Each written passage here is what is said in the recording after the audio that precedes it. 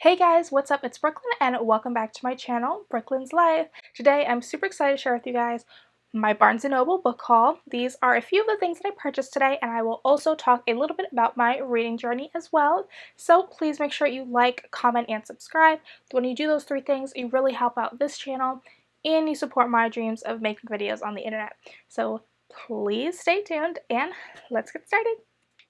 Trying to forget, but you won't let me. Something in my brain wants you. My New Year's resolution was to finally share about the books that I read on this channel. If you guys didn't know, I love to read. It's a part of my personality at this point. So I'm really excited to share with you guys what I picked up from Barnes & Noble. So let's start off with my most anticipated read, and that is the Soulmate Equation. So I picked up the Soulmate Equation because honestly, I'm super into romance right now. It's February, I just want romance books. I just started reading the romance genre this summer actually. I read The Spanish Love Deception and I was just hooked instantly into the genre, so I decided to pick this up. This is from Christina Lauren. You probably know her books, like if you read romance. She wrote The Unhoneymooners. I'm really excited to read this book because honestly, I just want a funny romance. Like I just want something to just get me out of this reading slump that I'm in. So a little bit about the book. It features Jess and River. It revolves around this concept of an app that uses like genes or science to pair people with their soulmate. So Jess is a single mom. She has a lot going on from what I could tell from this back little blurb. Apparently she has like daddy issues and mommy issues, so she has trauma.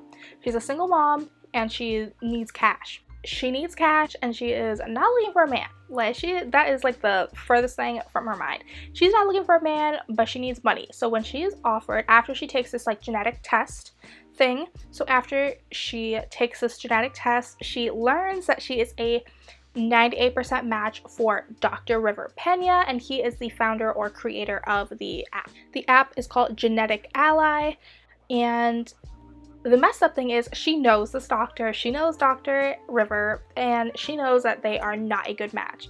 But she's offered money from the company to just spend time together, so forced proximity trope as well. Enemies to lovers, it seems like, and I'm just excited. Like I just want something quick. This is only 385 pages, so I wanted something that I could just zip through really quickly. The premise seems fun. I've actually never read a book where the female main character has a kid. For some reason, I always read YA, so most of the characters in YA just don't really have kids yet, but I'm excited to read this. It's on Goodreads. It has a 4.02, so 4 stars.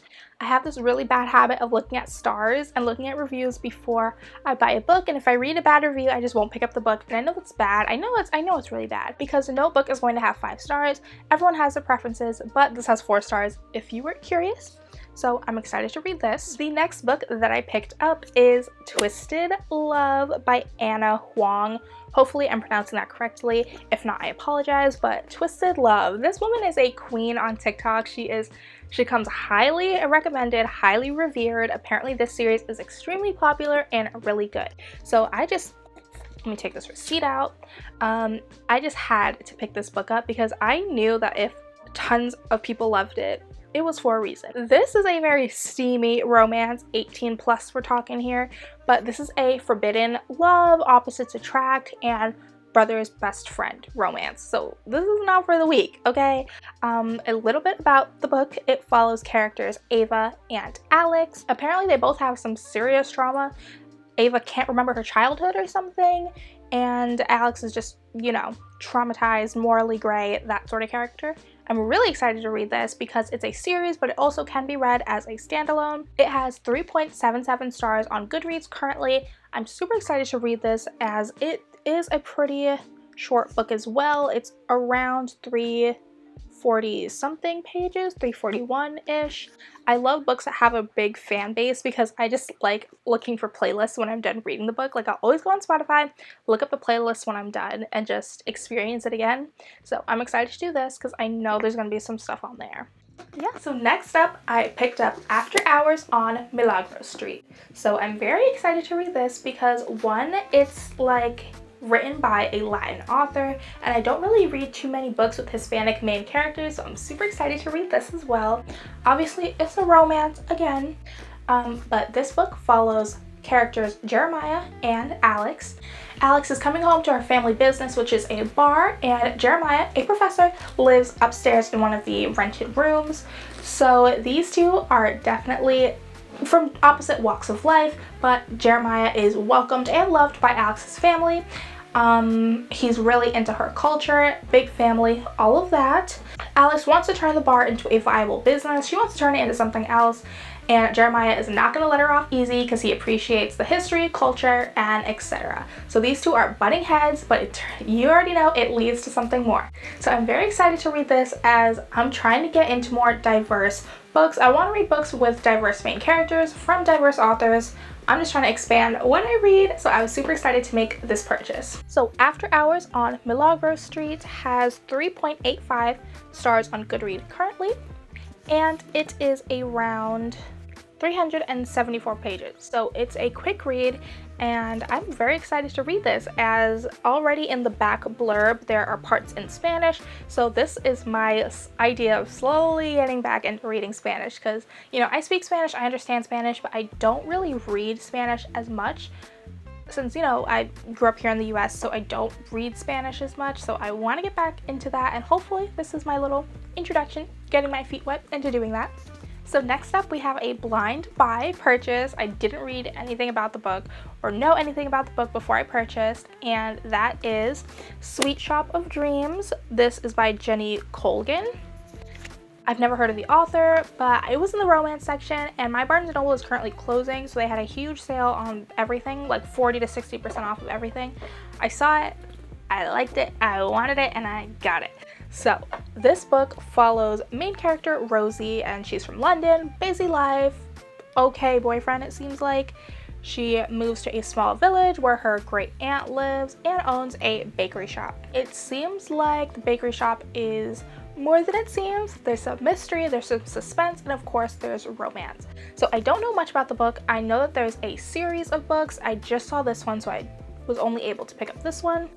It looks like there are 2 other books in the series, Meet Me at the Cupcake Cafe and The Loveliest Chocolate Shop in Paris. I love baking, I love sweets, and I love romance, so it sort of seemed necessary for me to pick this up, and it was on sale. I was like, why not? It has 3.9 stars on Goodreads currently, so love that for her. So this book seems like, you know, when you're like flipping through channels, you end up on like the Hallmark channel, and you know like the movie's not that good. You know, the acting isn't exactly top tier, but you watch it anyway because you're like, I'm here for the vibes. That's what I'm here for this book. I don't think this is like a masterful piece of literature here, but I mean, this is enjoyable. Like, this is the vibe that I want. I want cute, I want gushy, gooey. That's what I want, and this seems like that, so I'm gonna read it. So that's my little haul for you guys. Now let's talk about my reading journey, some books that I like, so you could get a sense if we have a similar taste, and just some general thoughts. So I've never really talked about my reading habits, books I like on here, but this is the year that I will start, I promise. So let's start off with like Kid Brooklyn. When I was a kid, I loved to read. I would read anything that you would put in front of me, and then came like middle school, high school. I fell out of love with reading until sophomore year. Sophomore year, one of my friends gave me this book called The Darkest Minds by Alexander Bracken, and I just fell in love with the whole sci-fi, not really sci-fi, fantasy, dystopian genre world. I loved it. I ate that series up. It was so good. Like, I don't think it was, you know, the greatest piece of literature ever, no, but it got me into reading, so I'm always especially thankful to Alexander Bracken for like doing that, because she really got me back into my reading love, okay? I loved that series. Obviously, you know, as a kid, we all loved Hunger Games, Harry Potter, Percy Jackson, like those type of series, but the Darkest Minds series, that really brought me back to life. After that, I fell into this hole of just YA fantasy. I would read YA fantasy like it was nobody's business. It was the only genre that I would read. I loved it, and it was just the only thing that I would touch.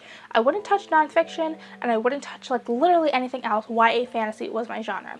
Let me look through my Goodreads and show you guys a few of my favorite books from over the years. I cannot start off this list without mentioning my favorite series ever of all time, and that is A Court of Thorns and Roses by Sarah J. Maas. Sarah J. Maas, first of all, don't roll your eyes, don't cancel me. Like, I know there has been some controversy over Sarah J. Maas and the books and all of that, but I will just say that series plus Throne of Glass, they really got me back into reading. I was obsessed with the characters, obsessed with the world building. I was devouring both series like it was nobody's business. Like, I seriously was just so obsessed for a few years. Like, it was honestly my favorite. It was my happy place. I loved those books. I love the characters. I live and breathe by Sarah J. Maas. I understand there are some issues, some controversies, but just at face value, I really loved the books. Like, seriously guys, like, my top shelf I have just devoted to Sarah J. Maas. Let me know if you guys want a bookshelf tour, because I have a giant bookshelf right here that you guys honestly never see. If you watch my channel, you probably never see this side of my room, but the whole top shelf is devoted to Sarah J. Maas because I just loved those books. A Court of Thorns and Roses and Throne of Glass, that was my favorite series ever. Some of the other books that I've given 5 stars to are An Ember in the Ashes by Sabaa Tahir. Amazing. Beautiful. Another series that I really loved was Poison Study by Maria V. Snyder. Really good series, fantasy, YA genre. I just devoured the whole series. It was just great.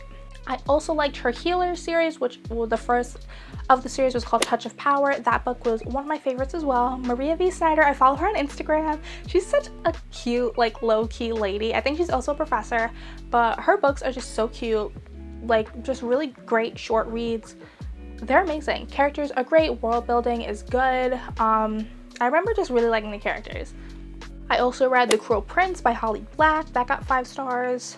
Another book that I really enjoyed is Strange the Dreamer by Laini Taylor. Her writing is just beautiful. She writes like song. Her writing is like song lyrics. Like, it's just beautiful, and it just, her writing, like, it's honestly one of my favorite things. It's so, like, whimsical. I feel like her writing is just amazing. Like, I don't even know, I don't have the words to describe it, because honestly it's been a few years since I've read her books, but Strange the Dreamer, absolutely love. I actually purchased her book and the Spanish translation because it's just beautiful. It's amazing. Her writing is beautiful. It's like you're reading poetry, but like you're not. Like, the way the sentences all play off of each other, it's just, I love her writing. And yeah, those are some of the books that I've loved and enjoyed throughout the years. As you can tell, I mainly just stick in the YA section, and I mainly read fantasy. I'm trying to branch out now that I'm an adult. Now that I'm 21, I'm like, haha, no YA for me anymore. But no, I just like romance. I sort of just transitioned into romance as it became more popular on TikTok, and as I sort of just naturally gravitated towards the genre. But yeah, I'm super excited to get back into reading, so I'm hoping that making these videos will keep me accountable so that I can make reviews for you guys and share my thoughts with you. I don't think some genres are better than others. I don't think reading romance or reading YA makes you less of a reader. I feel like if you're picking up a book or listening to an audiobook or however you read, you're good. I don't entertain the arguments of, oh, well, it's not real literature, it's not a classic. We're single-handedly keeping books, printing services, publishing, and Barnes & Noble. We're keeping them in business, okay? You have a lot to thank for this whole TikTok romance trends. Let's remember that when we're bashing others for what we're reading. But that's all I have to say, you guys. Thank you so much for listening to my thoughts and for checking out what I purchased at Barnes & Noble this month. It means a lot that you stayed until the end, and please consider subscribing as I post pretty often. And yeah, thank you so much. Bye. It's like keep holding on to this present time, inspired by the ones that were left behind us. We fell for the light of a foreign sky, applying to the forces above this life.